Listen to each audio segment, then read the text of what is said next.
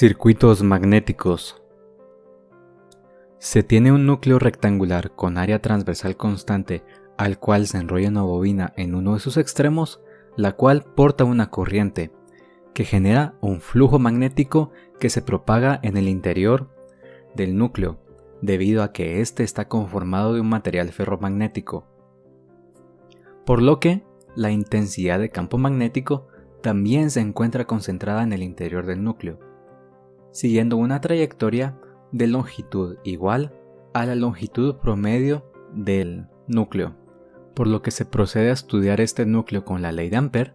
donde se observa que la corriente encerrada es igual a n veces la corriente que pasa por la bobina, debido a que la bobina está conformada por n espiras, y que la integral de trayectoria cerrada de la intensidad de campo magnético es igual a la intensidad de campo magnético por la longitud promedio del núcleo rectangular, obteniendo una expresión de la intensidad de campo magnético generada por la bobina en el núcleo, y recordando de la relación que existe entre la densidad de flujo magnético y la intensidad de campo magnético, se hará el siguiente repaso. La intensidad de campo magnético tiene unidades de amperio partido metro,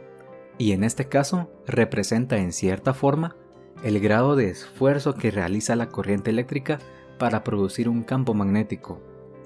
mientras que la densidad de flujo magnético representa la cantidad de flujo magnético por unidad de superficie generado, y que la permeabilidad del medio en Henrys partido metro representa la facilidad que tiene un medio para propagar un flujo magnético. Por lo que, regresando a la ecuación anterior, se tiene que la densidad de flujo magnético, que es la cantidad de flujo magnético por unidad de superficie,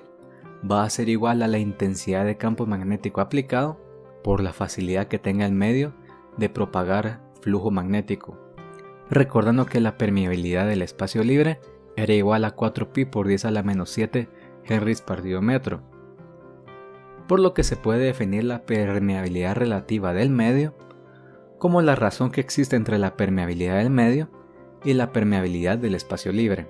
siendo esta adimensional, el cual es un dato ampliamente utilizado por simplicidad. Se han clasificado materiales en base a su permeabilidad relativa. A grandes rasgos, las clasificaciones son materiales paramagnéticos, diamagnéticos y ferromagnéticos,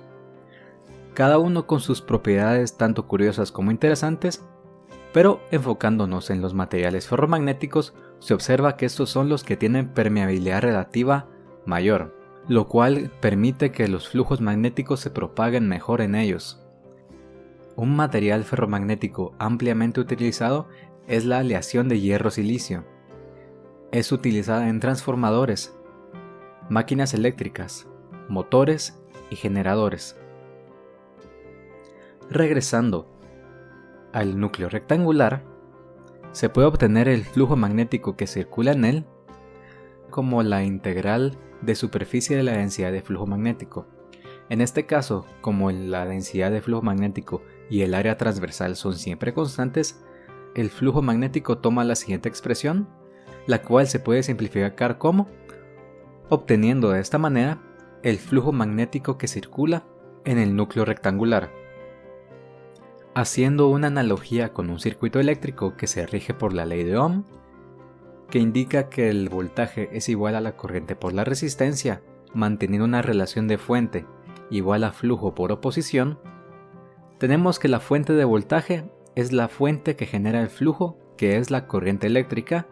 que sufre la oposición generada por la resistencia eléctrica. De igual forma, el núcleo rectangular, por medio de la ley de Ampère, se observó que tiene una fuente que es igual a la fuerza magnetomotriz que genera el flujo magnético.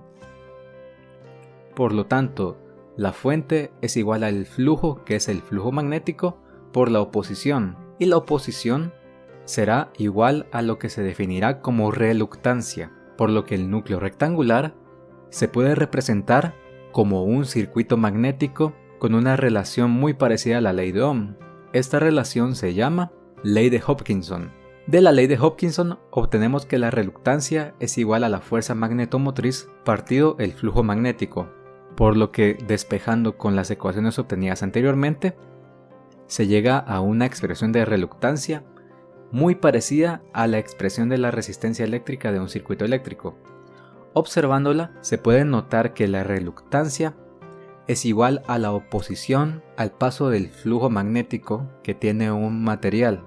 y esta es directamente proporcional a la longitud del material e inversamente proporcional al área transversal y a la permeabilidad del material.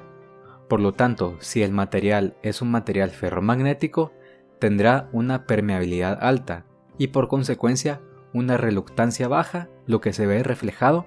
en una oposición al paso del flujo magnético muy baja.